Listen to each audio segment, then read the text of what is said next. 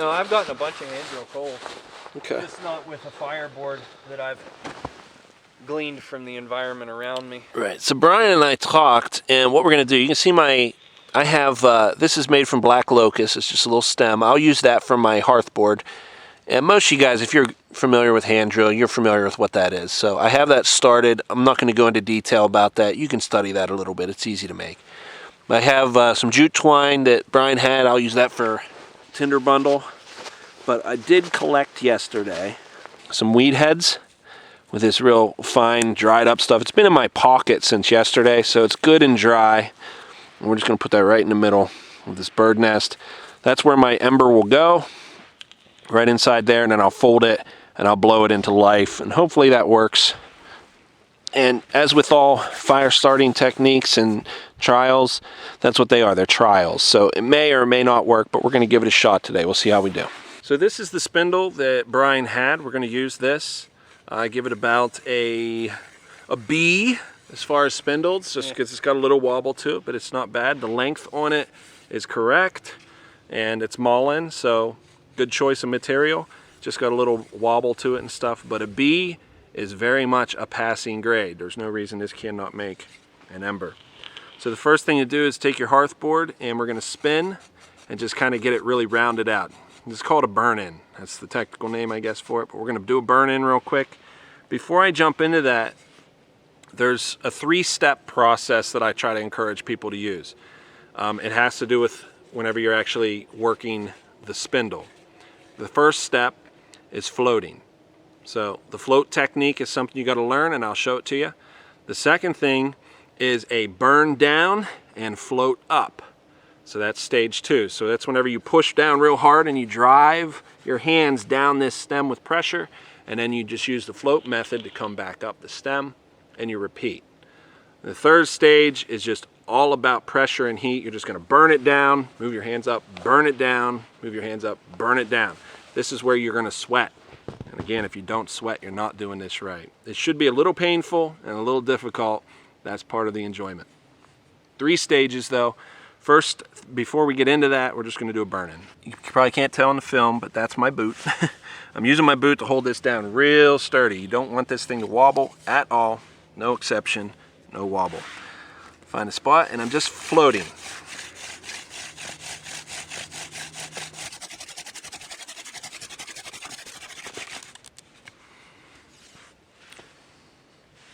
And I'm just checking the stick, and I got good heat on it. It's not very good focus, but I got good heat on it. I'm just touching it to my skin so I can feel it. And I got a nice circle in there. Now some people burn this till it's black. I'm not going to do that yet. I'm just going to wait till I actually do my burn down. The reason for that's simple. It's because my hearth board is actually thin, so I don't want to waste material. I'm calling this my burn in, this hole right here. And I'm gonna put the groove into it to catch the ember underneath it here. So this will just take a little minute. So it's gonna be a little tedious, but I'll do that now. So Brian actually had on hand here this little Swiss Army knife. It's got a nice little saw on it, so we'll use that. A lot of bushcraft I find is done on a very small scale. Like this right here, or you're making like a hanger or a pot holder or something. When people think of bushcraft, they start thinking of like big grand things they can do, like building a shelter, you know? Where as much as that is bushcraft, a lot of bushcraft is this right here.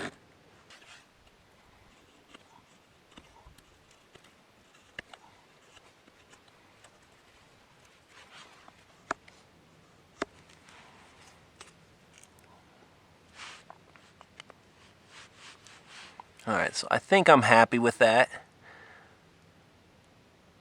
It's got a nice circle for my burn-in. And as I roll it over, you'll see that there's actually like a little concave area. That's where the ember will form underneath there. So as I burn it, the embers, the dust basically, will fall down through that crack and collect underneath. So this is going to actually sit right here, and then I'll use this piece of bark here to catch it. So the ember will burn, the dust will fall here and it'll form a little pile, and then I'll add heat to it and it'll catch. Hopefully, if everything goes good, we'll have an ember. Alright, so I think that looks okay. I think that's about perfect. All right, so I'm just going to float.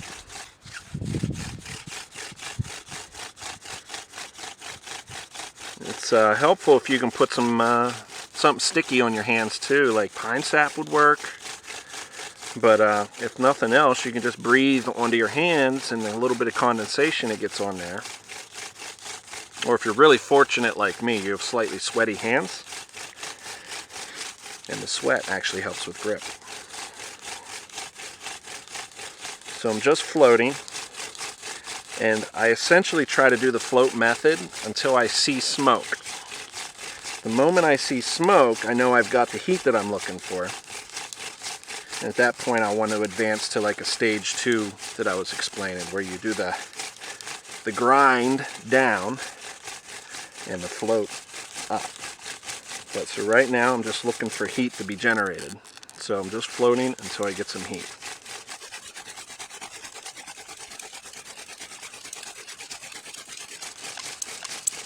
It's probably hard to hear on the camera, but you'll hear a little squeak, and that's a positive thing. What that's doing is it's creating that burn that everybody's talking about for the burn-in. Basically, it's glazing over or something. I don't know how to explain it, but the wood takes on a different feel to it. It starts getting slick. It's getting burnt in. You hear it?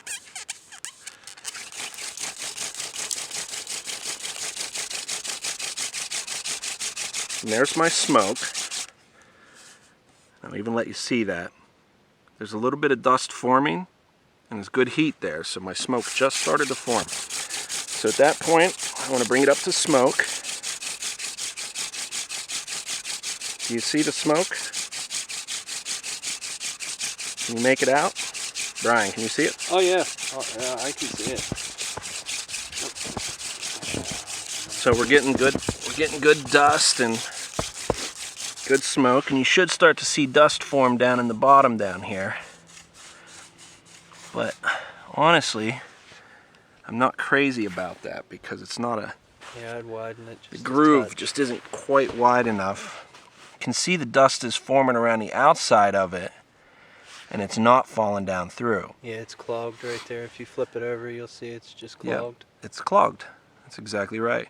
So the dust couldn't go down. It was actually pushing out and coming up off the sides, and that's no good. See, all this dust should be falling down through. So we're going to open this groove up. Yeah, just cut your corners off. Yep. Just going to open it up a little bit.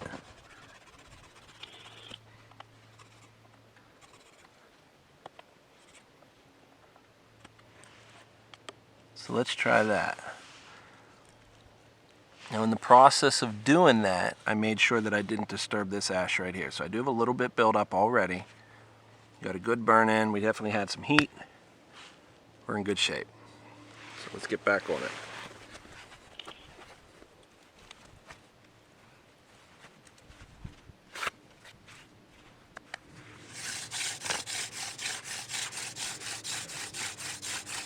Now on this spindle specifically, I figured out that about 4 inches down is where it smoothens out. The spin gets really nice. So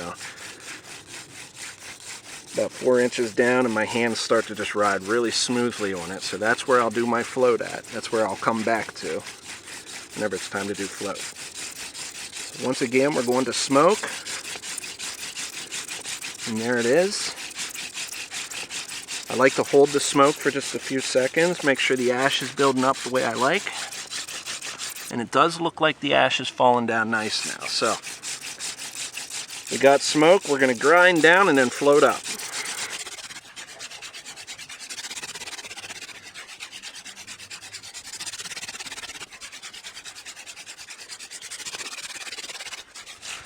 Now one of two things is going to happen. You're going to get an ember doing this, or you're going to have a pile of dust with no ember. Oops, that's all right. Just put it back in. If you bump it, just put it back in and continue. But always go back to smoke. Float until you get to smoke before you continue. But if you get a pile of dust with no ember, you go to stage the stage 3 that I was explaining, where you just grind down, bring your hands back up, and grind down. Now I'm starting to sweat right now, so that's a good thing. It means I'm doing things right. I'm floating. There's my smoke. Grind down. Grind down. Grind down. I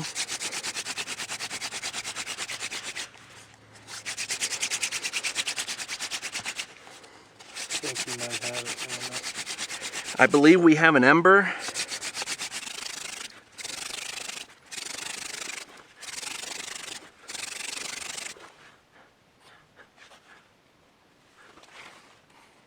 Do we have an ember?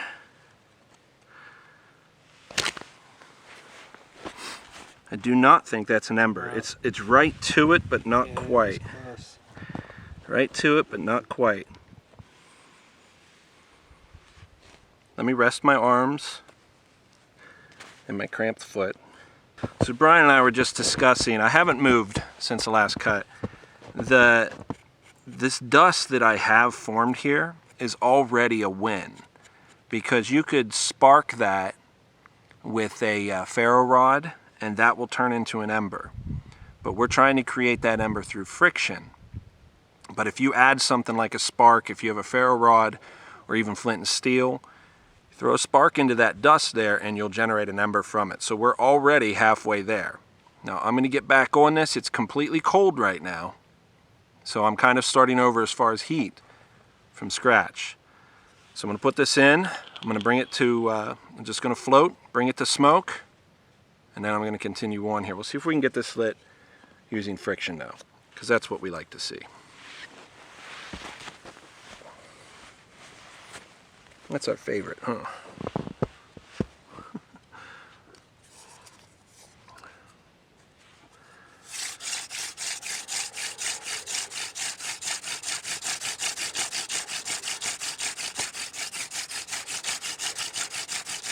Part of what was happening, I think my arms were getting tired. So it's good that I took a little break, because right now I feel like refreshed, you know? Just that little 2 or 3 minute break, and I feel refreshed. Float to smoke.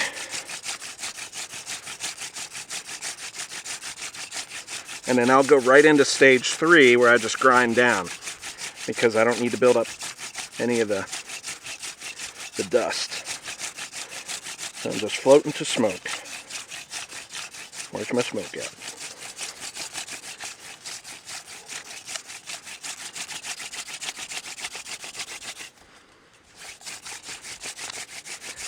My hands are getting a little tired, so I'm going to grind down and see if I can generate the smoke. There it is. When your hands get tired, they get sloppy.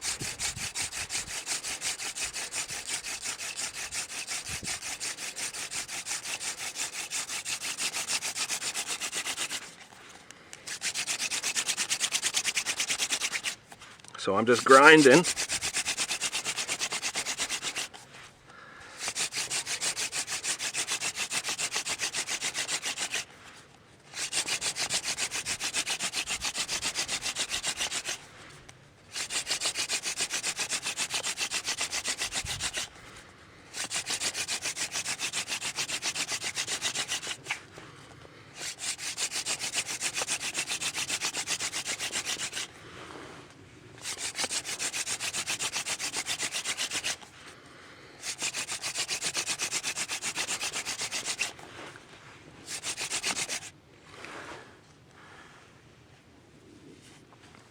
You got it.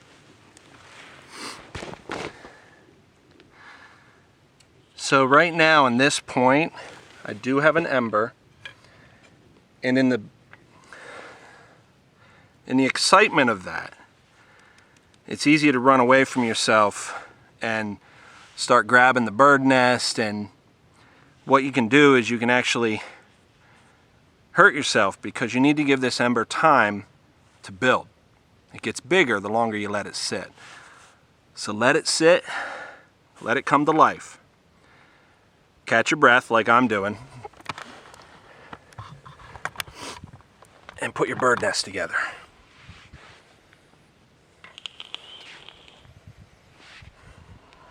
So here's my bird nest. I already have it made out nice here, and I got make a proper bird nest. Going to build a little hole right there in the middle for the ember. And there's my ember. I'm just going to put it right in the middle. And this is your baby. You're going to coddle it and love it into life, but you don't want to crush it. So you want to leave a little bit of airflow so it can get in, and you blow.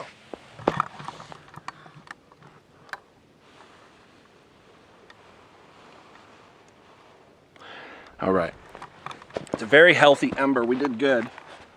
So I'm gonna waddle my awkward self up here and go over to the fire and set up. All right. I think I'm in focus. All right, so we're gonna give this some life now.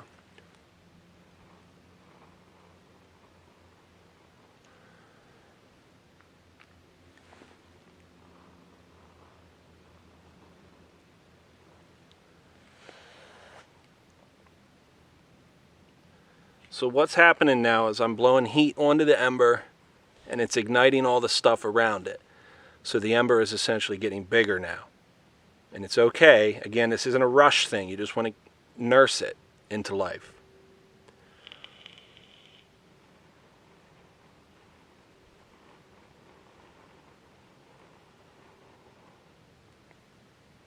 So think of it as you took it from a newborn, now it's a toddler, and we're going to take it to a teenager at this point.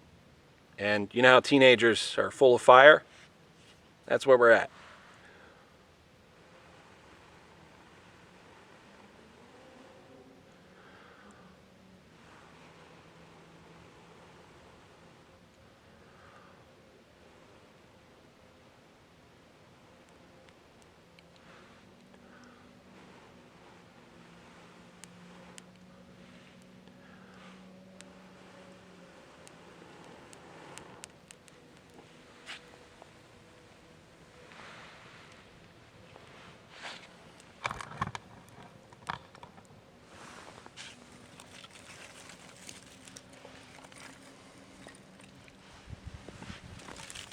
And as Morris Kohansky would teach us,